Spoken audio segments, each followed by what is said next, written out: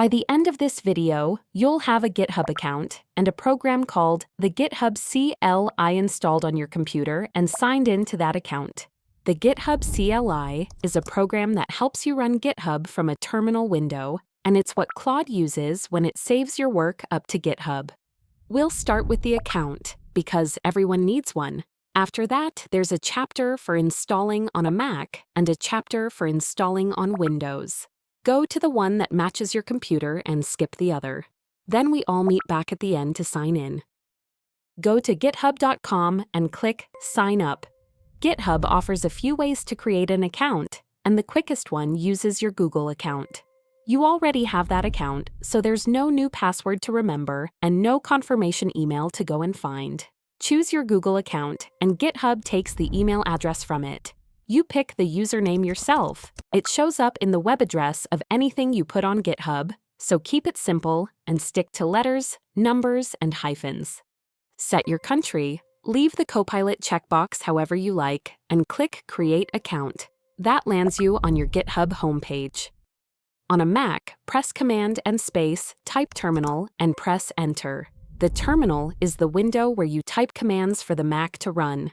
If you installed Claude Code with me earlier, you used this same window then. 3 things go on your machine in this order because each one needs the one before it. Apple's command line tools, then Homebrew, then the GitHub CLI. The first command is xcode-select install. 2 hyphens, no space, before install. A window appears asking whether you want to install the command line developer tools. Click Install, then agree to the license. Apple's toolkit includes Git, the program that keeps track of your versions. It's a big download that takes a few minutes on a fast connection and considerably longer on a slow one, and that progress bar is the only sign it's working. Leave it running and come back to it. If you see a line saying the command line tools are already installed, that means you already have them, and you can carry on to the next step. Homebrew installs programs on a Mac from the terminal, and the GitHub CLI comes through it. The command runs to one long line, so copy it from the description and paste it in. It asks for your Mac password, and nothing appears on screen while you type, which is normal.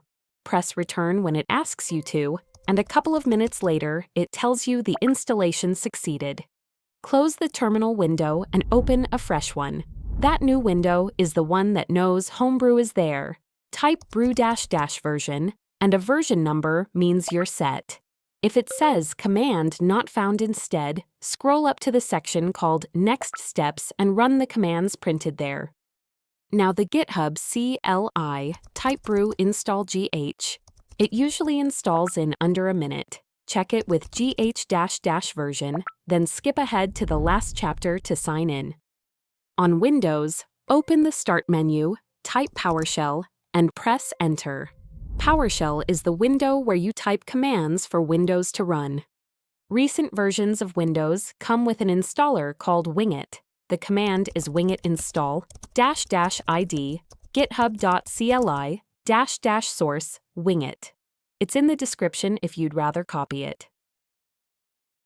The first time you run winget, it may ask you to agree to its terms. Press Y. Windows may also ask whether to allow it to make changes to your device, and you click Yes. When it says Successfully installed, close that window and open a new one. The window you're in doesn't know about the new program yet. A new tab won't do it. It has to be a new window.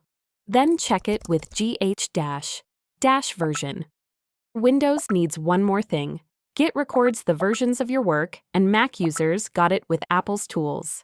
On Windows, you install it separately with winget install --id git.git --source winget. This last part works the same on both computers. Type GH auth login.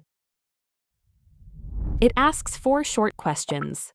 For where you use GitHub, choose github.com. For your preferred protocol, choose HTTPS. Say yes to authenticating Git with your GitHub credentials. And for how to authenticate, choose Log in with a web browser. It then shows a one-time code, 8 characters with a hyphen in the middle. Copy it, press Enter, and your browser opens the GitHub page waiting for that code. Paste it in, click Continue, then click Authorize. The terminal tells you authentication is complete and shows your username. GitHub has issued a key to this computer, and your Mac keychain or Windows Credential Manager holds onto it, so you won't need to sign in again on this machine. Anytime you want to check, auth status tells you which account this computer signs in as. You've got an account, the tool on your machine, and the two connected.